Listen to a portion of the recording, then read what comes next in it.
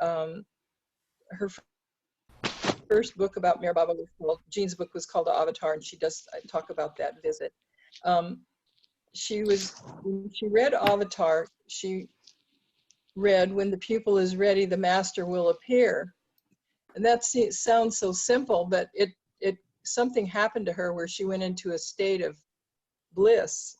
And after being depressed for so long, she thought, maybe this is something good that could happen for me.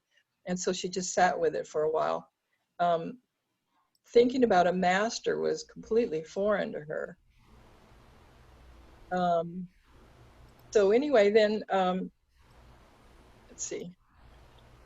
Here she says she experienced 3 days of bliss, and she somehow knew absolutely that Meher Baba was the ancient one that he said he was, the one the soul longs for. At that point, her conscious journey back to the divine beloved began through Meher Baba. She never questioned it after that. Let's see. So there were actually over 100 people in Los Angeles when Baba was coming in 1956. There were lists of names of these people that were interested in Baba. And to me, it's interesting that maybe only 10 at the most ever actually came to Baba and stayed with Baba. So Marguerite, of course, Jean Adriel, and Agnes Barron were 3. And let's see. So she met Baba at the Roosevelt Hotel in Hollywood. And they all, when he was coming in, they went to the airport. This is LAX airport in the 50s. And there's Marguerite holding, I don't know who the lady is on my left, and Marguerite with her scarf is there. I just put an arrow on her head. Do you guys see it? Yeah. Okay. Okay, Marguerite actually, loved animals, and she learned from the 30s, before there were lots of things in the market, to how to treat animals. And she was actually going to write a book about old-fashioned treatments for animals. I saw some of her paperwork there. She also, I don't know when she became a painter, but she became a portrait painter and a landscape painter, and also she painted people's pets. So she and her mother moved to California, and they moved to Canoga Park. Her mother continued to be a seamstress, and she cleaned houses.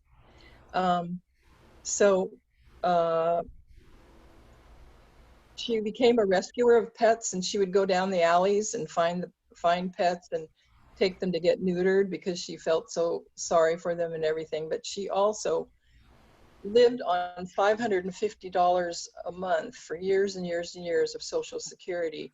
They had a house with a large property that had to be, kept up, and she had 17 to 19 cats at any given point.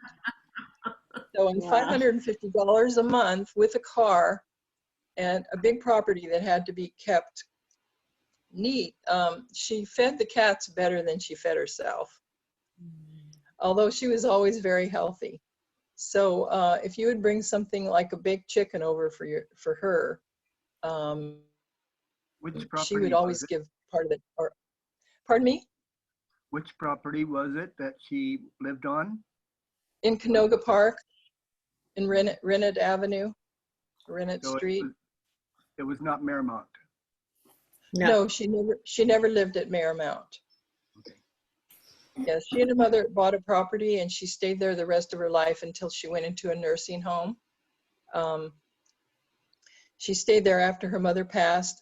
She had very little furniture in her apartment or in her house, a very old-fashioned stove. And one time, I'll tell this story, I brought her a lamp because she didn't have enough light in the living room. And so she pretty much lived from sunrise to sundown.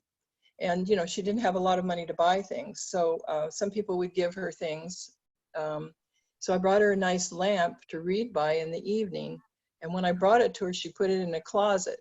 And I thought, well, maybe she doesn't like it, So I said, why are you putting it in the closet? And she said, well, I'll take it out when I need it.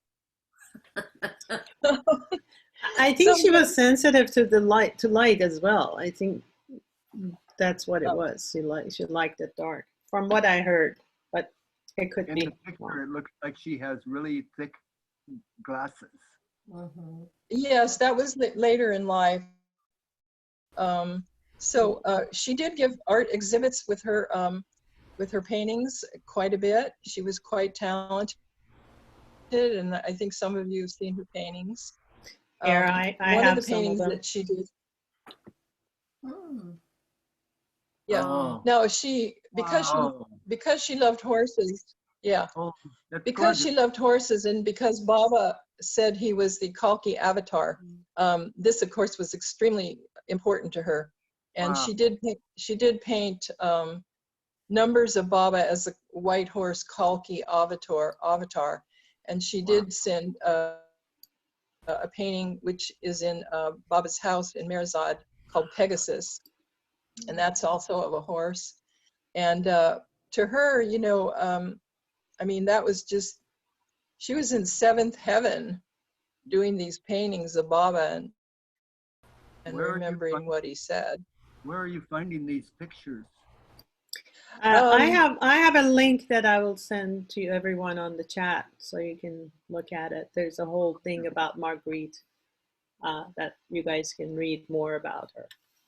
Will it show some of her pictures?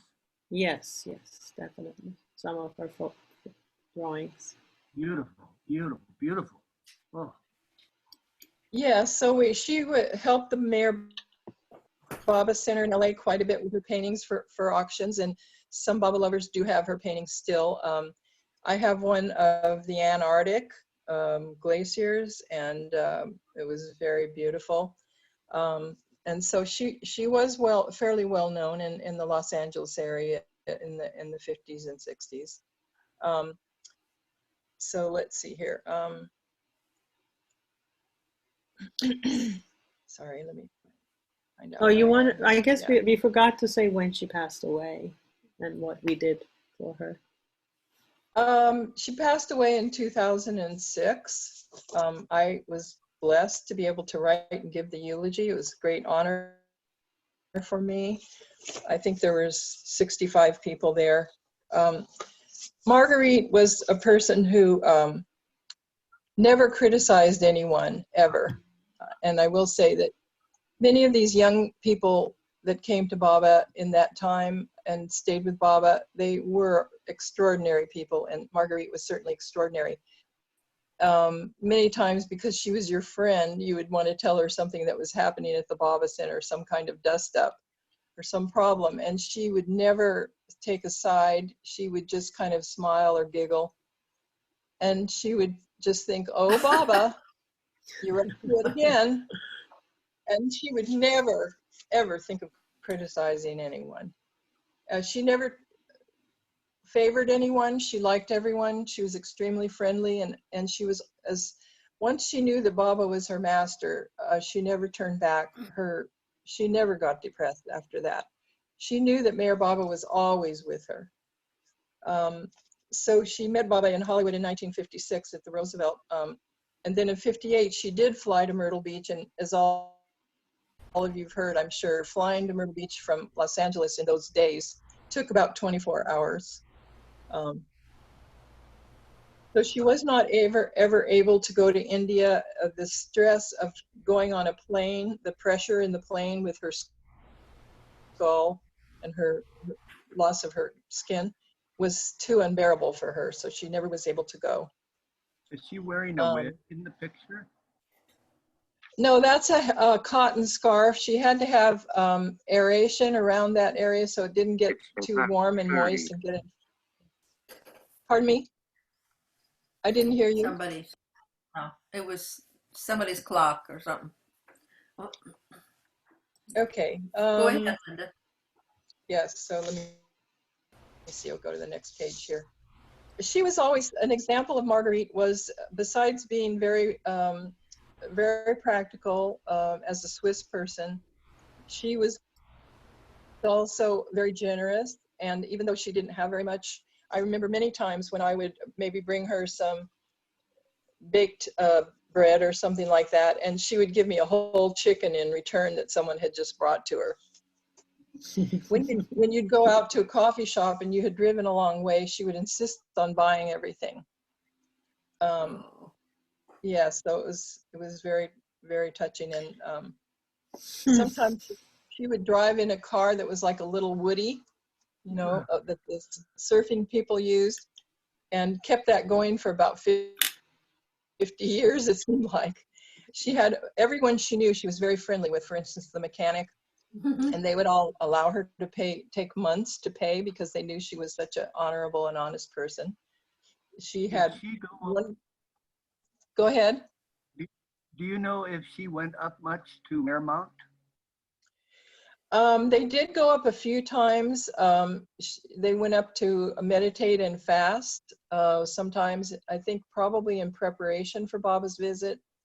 I'm not sure if she did yard work there. Of course, when Baba did. Did she go after Baba's visit? I think they went a few times afterwards. That we have a picture of the three ladies that Roxy has there that are on the sidewalk. They met, and I did know who those ladies were, but now I'm not too sure. Yes, right. So they were all dressed up, you know, and going up there. That was, I'm not sure what year that was. That's Jean Adriel in the middle, isn't it? I'm pretty sure that is. Let me see it again. Yes, that's Jean Adriel. Yeah. I don't know Such fancy clothes. Wow.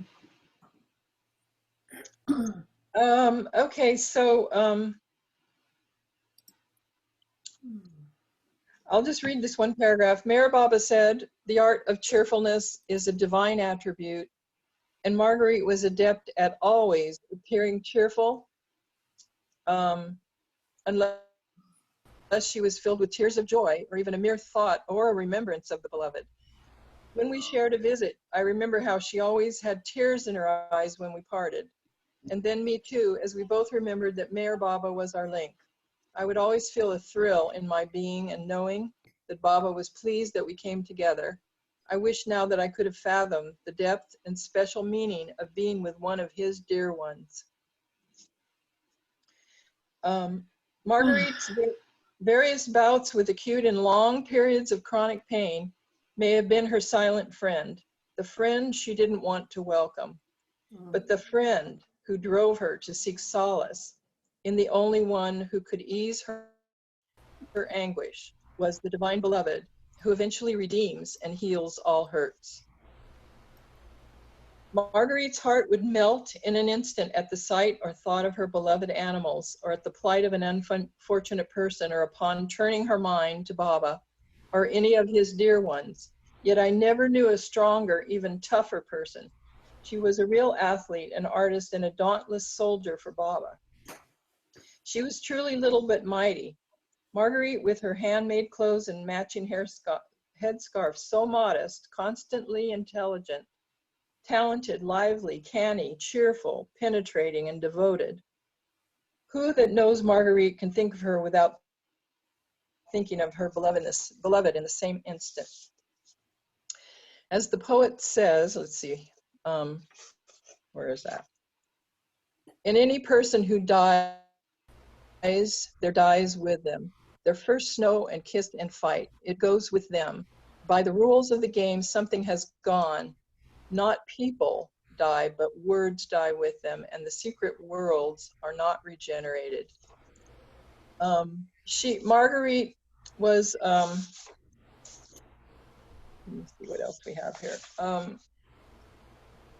Okay, Marguerite was in a nursing home for over 5 years.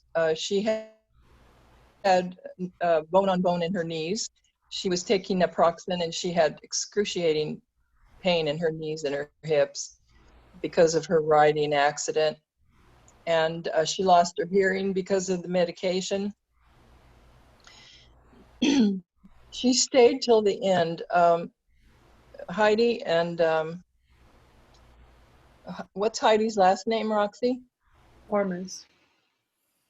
Heidi Hormuz. Hormuz. Heidi Hormuz and an instructor, a dance instructor at Pierce College, who was her best friend, took care of her the last 5 years. They went every day almost to see her for 5 years. They took care of her property, took care of the cats and everything. The longer she was there in the nursing home, where she couldn't hear and she couldn't see, she was glowing more and more. Wouldn't you say, Roxy? I wasn't in town. Unfortunately, I was in DC when this was going on. Otherwise, I would have been part of that too.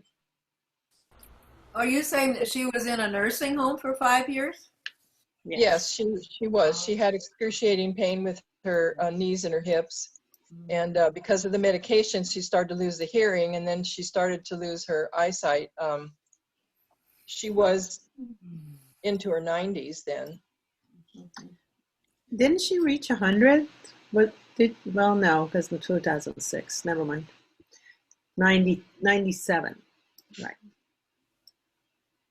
Yes, so let me see if there's anything else. If you want to chime in, Roxy, or is anybody else here? Is Marnouche there? Do you have a story to tell? Because I want to jump in and share my experience with Marguerite real quick. Do you have any other stories to share about Marguerite? Well, just one thing at the end. Baba, for some reason, for me, has taken me away from people that I loved in the Baba community, in the sense that with Marguerite, we started to not talk as much and not go and see each other as much. And after a while, I felt that Baba was saying, that's enough now. I'm the one you should be focusing on. And that's happened to me a number of times. So he's just saying that all of us are his, and our main focus has to always be on him. Why don't you go ahead, Roxy? I need to get some water for my voice. Okay. Thank you, Linda. That was lovely. You're welcome. As I'm sitting here listening to Marguerite, I get really sad, unfortunately, because I got married in 1995 and I moved to Washington, D.C. for 8 years. So I couldn't spend the last few years with her, and I'm regretting it a lot right now, because she truly was an angel. And she made such a huge impact in my life without me knowing it. Now I'm looking in hindsight the impact and how I've learned so much from her. First of all, when I was in college, she was friends with my sister, and we were pretty much fresh off the boats, like 5 years into the country, and we were struggling, trying to figure out how things are. And I never forget, she would come and we used to take care of cats too. She would take our cats to get them fixed for free. And then every time she came, she brought a bag full of food for us. Like, we really didn't need it, but she would bring us food. And that made my mom really question, like, in our culture, it's weird to donate food that way. And she would bring a bag of bread and stuff like that. And my mom would say, thank you. And then she would, the scarf, the turban that you see on her head and her shirt, that was one of the ones that my mom made for her. She would give my mom sheets, and my mom would sew it for her. And she would slip in 20 or $10 to her, and my mom would say, no, but she would insist. And so when I got into a car accident, I didn't have a car, and I was in college and I was working, and she said, I will drive you anywhere you want. Imagine this little old lady with her old car wanting to drive me around in LA to school and to work. And but I said thank you, and I find another way to go to school. But what was funny is that when I finished school and I got a job and I was settled right before I was getting married, I had the honor to become her friend and, drive her around. Let me mute you real quick. Okay.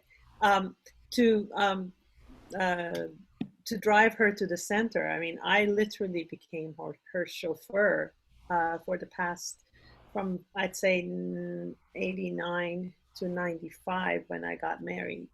And And what was fascinating about her is that her cheerfulness. And I know there was a time in my life where I was going through stuff. I had broken up with a fiance and I was really down. And one day she calls me, she's like, can you come and help me in my garden? And I'm like, sure. And I've never gardened in my life. And here I am, a 25-year-old thing, like, what am I going to do garden for her? So I go to her house and she gives me this huge scissors, like, I need you to trim all of this. And it took me about 2 hours to trim her garden. And after that 2 hours, I never felt depressed anymore. Like, she made me trim out all the terrible thoughts that was in my head. And I know it was Baba, through her, helping me get rid of whatever that was going on, the negativity that was going on inside of me. And nowadays, every time I feel like I'm going down, all I have to do is go clean something or trim something, and I'll be fine. So that was the lesson I got from her. She was at my wedding, and last night I was looking for photos of her in my wedding, and I almost cried because I couldn't find any. And I was like, I had an angel by my side and I didn't cherish it as much as I should. And I feel really bad right now. She left me some gifts. And actually my first Mayor Baba book was from her, Life at Its Best. And this is what she wrote in there. She said, Dear Roxy, from Baba, loves, I gotta make this bigger actually. Do this bigger so everybody can see. Get bigger, please. Where's her artwork now? All over, yeah. For Dear Roxy, When Baba Loves, and for Life at Its Best. Who Baba Loves, and for Love at Its Best. And she put this little thing in the book and gave it to me. And this is the gift she left me, even though I was in DC, to Heidi.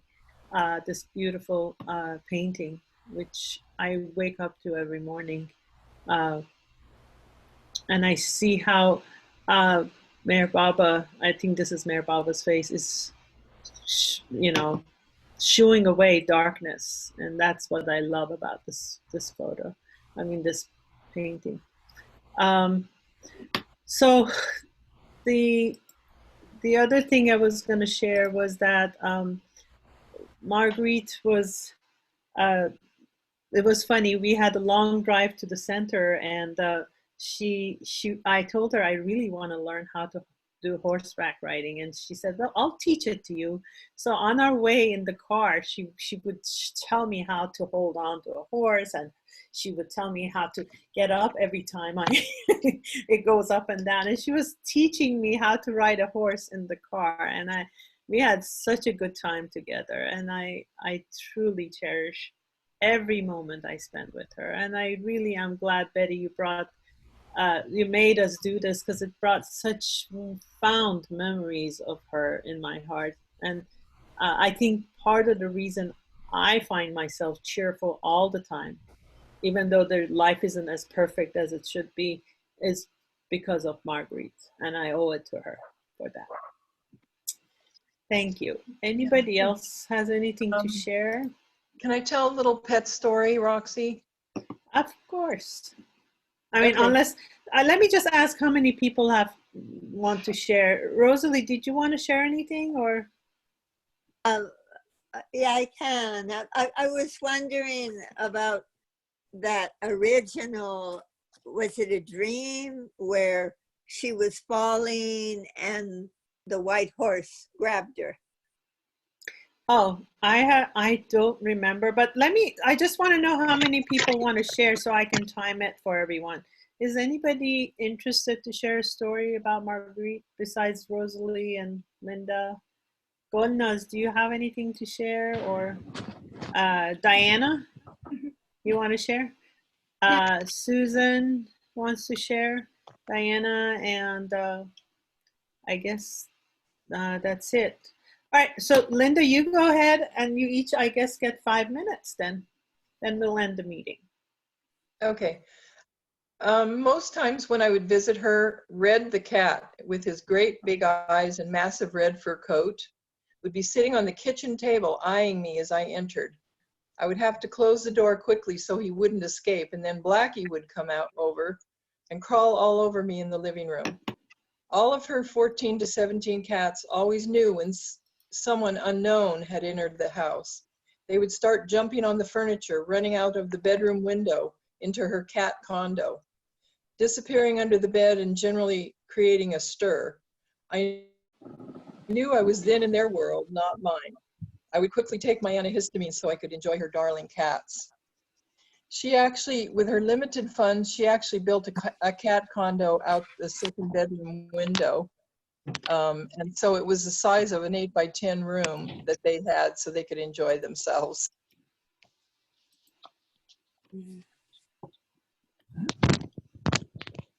Is that it, Linda?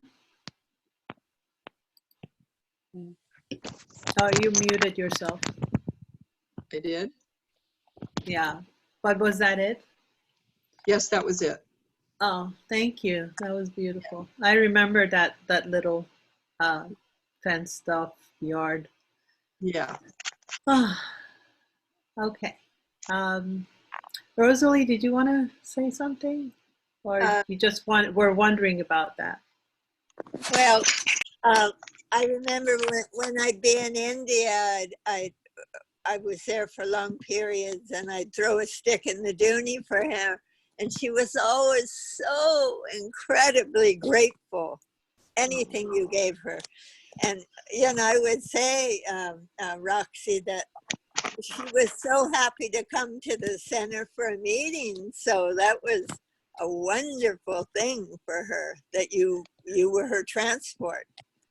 Yeah. So, We lived very close, yeah. yes, Sure. because otherwise she wouldn't have come to a meeting. That was, such a joy. I thought of her as, because of all the pain in that I think it's in the discourses, speaks of causeless joy. Mm-hmm. Yes. Joy. In a way, is in a masked state. I think she was in a masked state, and a lot of people see people that are happy, constantly cheerful, and they wonder, wow, they must have everything in the world, but it's not really at all about that. It's how close you feel to Baba. Am I correct, guys? I read this thing. Absolutely. This man was saying, I feel miserable, but I'm cheerful. Like she didn't let it interfere, because before the accident, after the accident, she had all that depression. So imagine Baba lifted her up and sustained her through all that pain. She was just such an example. Just Yes, absolutely. And she was healthy, and she'd walk around like she was still training the horses, or Yes. you have. Yes. So spunky, she, when I'd help her I think she gave a meeting. Rosalie, can you hold it towards your face so we can see you? Because you don't want to do. Okay. I can't see myself, but I have. Okay. Is that better? Yeah. Yes, Yeah. definitely. Thank you. Yeah. So she called me her slave, Walla. Character, and she also had very dear friends of. They didn't follow Baba, but it was the dancer sisters that were such good friends of hers, and I think Elan Dancer used to pay for when she had all these cats spayed, because her budget was too limited. And I think she got an award from the city for all her humanity. Yes, she did. Yeah, but I just that she would have loved to go to India. Also, she couldn't be in heat. She had to keep ice on her head. Even in Canoga Park, so India would have she just couldn't go. But it's so dear. When I saw her on the schedule at the Circle, I went, "Oh, Marguerite, wow!" But it said Thanks Margaret. to Betty. Yeah. She's so much Marguerite rather than Margaret that I said, "Oh, and it's wow, that's fabulous." Yeah. So I was trying to think of who to invite that knew her, because she was a joy. I have to say, she was just Yeah. Amazing. effervescent. Thank you, Rosalie. Betty, John- did you say so? Jonathan has his hand up. Jonathan. Yeah, Jonathan has it, and then we have Susan and one other lady who wants to talk. One of the Hi, Jonathan. hi, Sheva, I wanted, can you see this picture here? No. No. Can you see me? I got it. How do I turn the video around? Can you see this now? Oh, yes. Yeah. Okay. In this picture, the image of Mara is important. As you see Mara looking at Baba. This is Let me put you on the spotlight so everybody can see, because I don't think make you spotlight your video so people can see you. I will say while you're doing that, it was through Rosalie that I got to meet Marguerite and visit her home.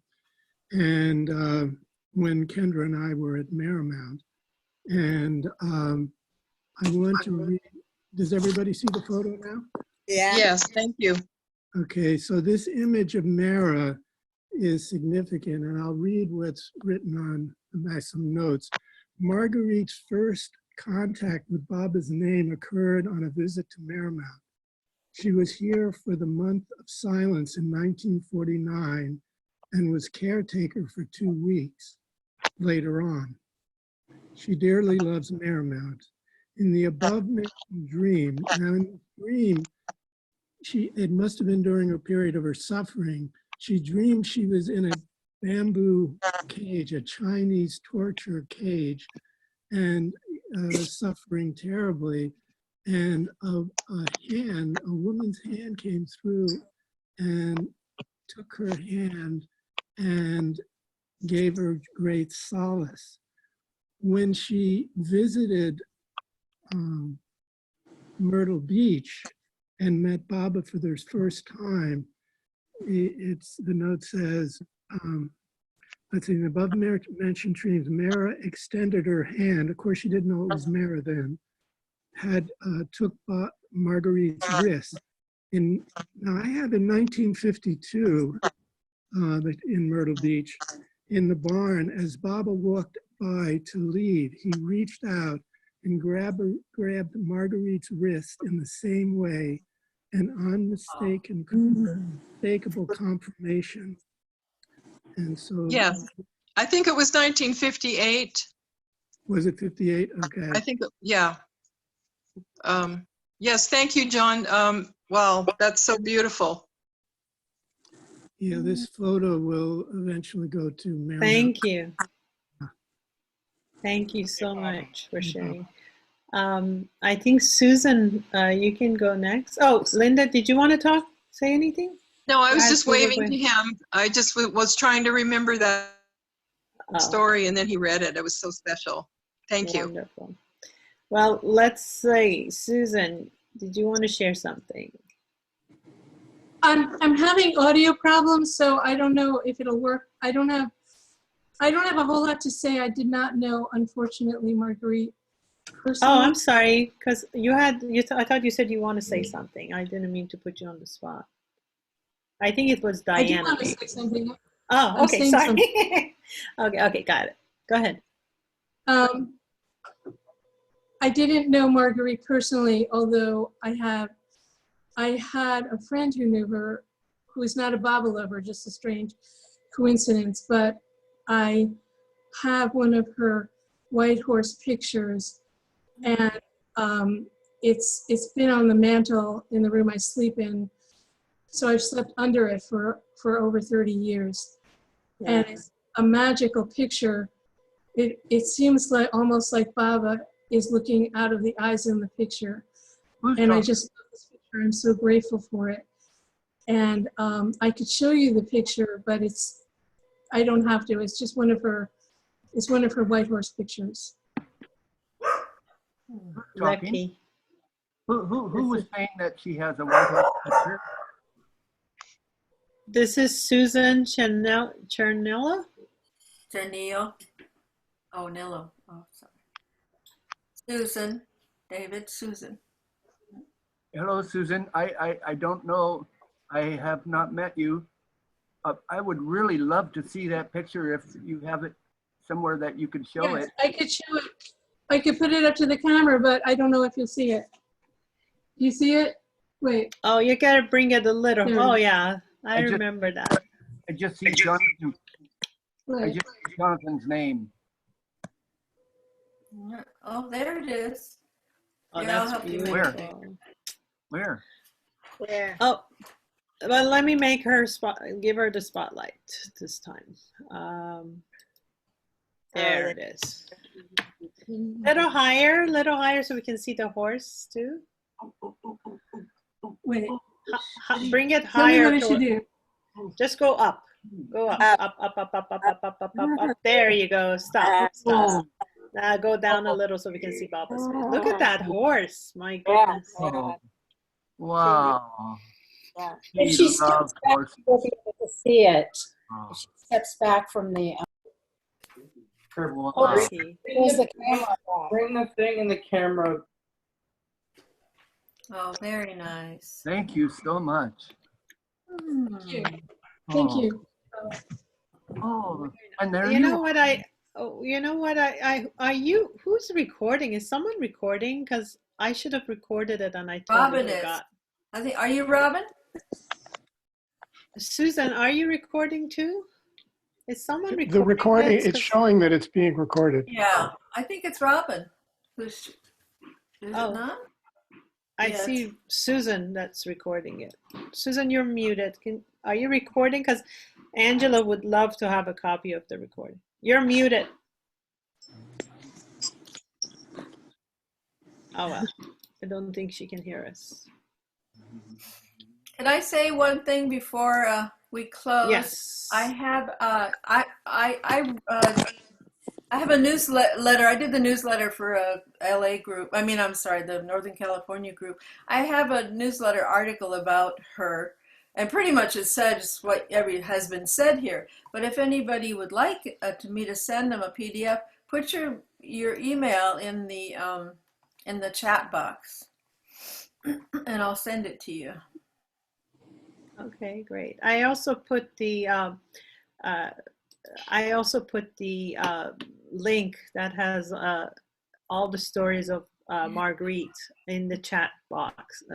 So hopefully you guys can see it. And I know Diana is next. So Diana, you want to go ahead? Let me unmute you. Okay, thank you, Jay Baba. Hey, Baba.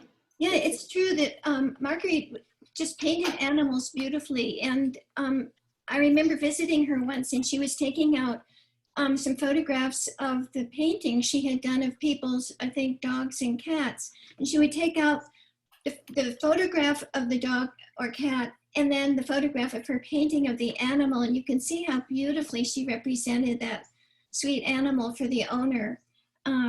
It was really lovely. My mother used to come to visit me when I lived in California, and I decided that I wanted her to meet Marguerite because my mother was a docent at the zoo, and she was a retired school teacher, but this was her new thing, to be working with, she did work with some of the animals at the zoo, and I thought it would be just fun for them to meet. And Marguerite was so open and willing to meet people and be friendly with them. And so they had a little friendship going that pleased me because I never got my mother to Myrtle Beach, and at least she now had a contact with a person who had met Baba. And they carried on a little correspondence. My mother was a potter. She made these clay bells that she gave to Marguerite that was so sweet. And Marguerite would send letters or cards to my mother with her charming drawings of cats. And it was just a really lovely thing. We took her out to lunch a few times, and I remember coming back to the car with her when we left the restaurant, and I was driving a Dodge Colt at that time, and she looked at the back where it said Colt. She says, "Ah, it's a horse." And it was just like, maybe she would recognize. In case you didn't know, she appears in this book called Cats and Their Women. And I don't know if she ever told me about it, but she's in this book. And this is the picture of Marguerite. Can you see? With her cat. Yes. And then on the other side is what she had to say about her cats. And she was all about telling each cat that they were that cat was her favorite, so that they wouldn't be jealous of each other. Can you read? Can you read some of what she said?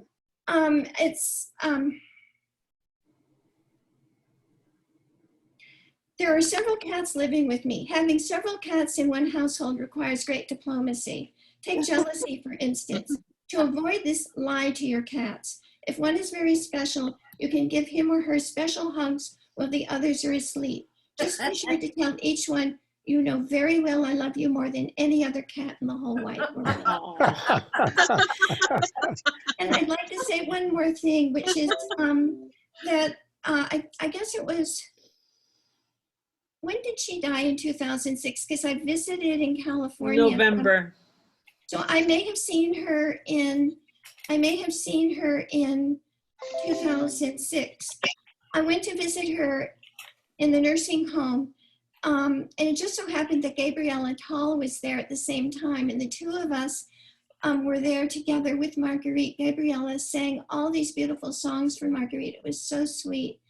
And Marguerite wasn't talking very much, but somehow I had learned that she liked to say things like, I love horses. So we would say things like, I love horses, and then she would repeat it back, I love horses. Oh. And then we would say, I love Baba. And she would say, I love Baba. So she was saying, I love horses, I love Baba. Thank you, Diana. J Baba. It's funny, as we were talking about cats, when you used to go into her house, there was an odor that was so strong. It was so strong.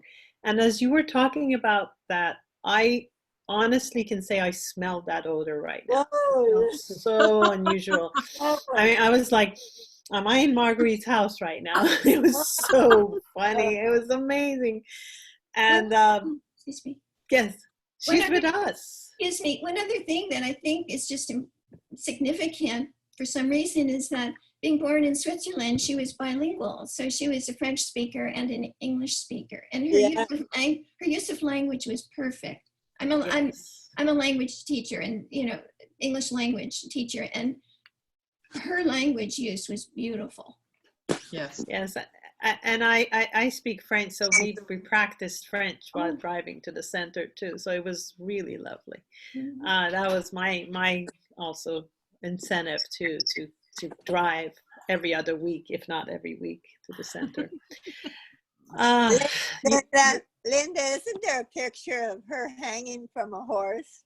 It's by her ankle or something? We just have her doing the one horse I sent you, Rocky. Where she's doing the jump. Yeah, we don't have that one. Oh, yeah, because not only was it daring for a woman to travel around with all men company, and yes. she was such a pure person, but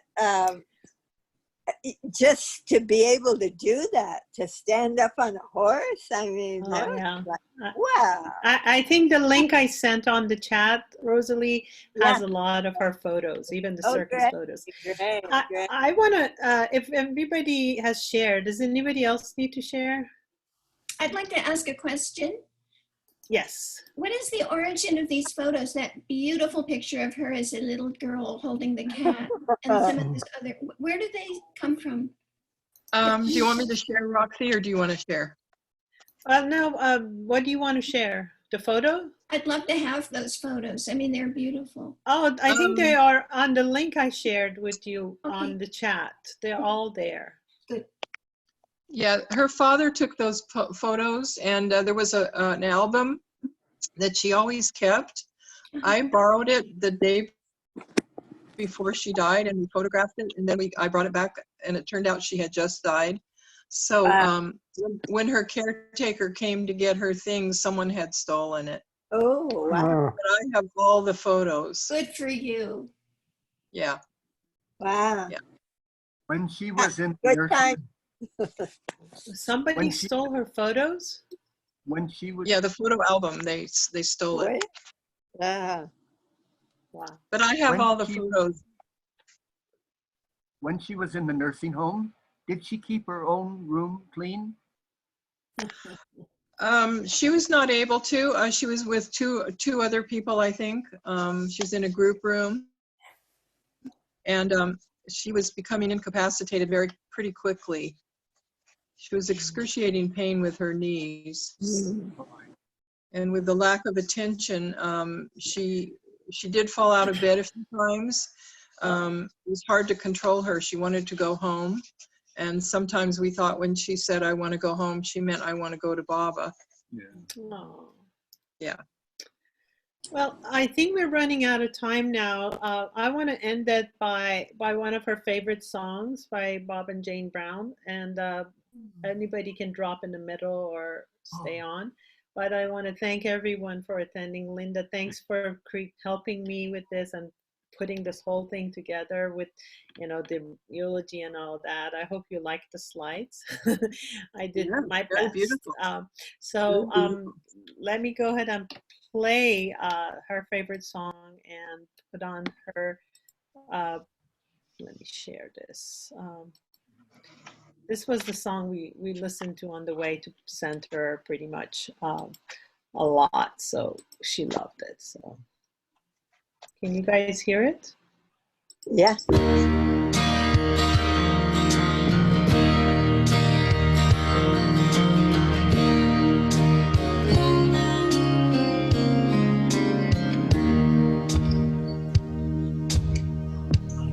I got you on my mind. Someday I'll see you. Someday I'll see you smiling in the sparkling sun. I have you in my heart. Someday I'll know you. Someday I'll know my real self. Hold me till the end.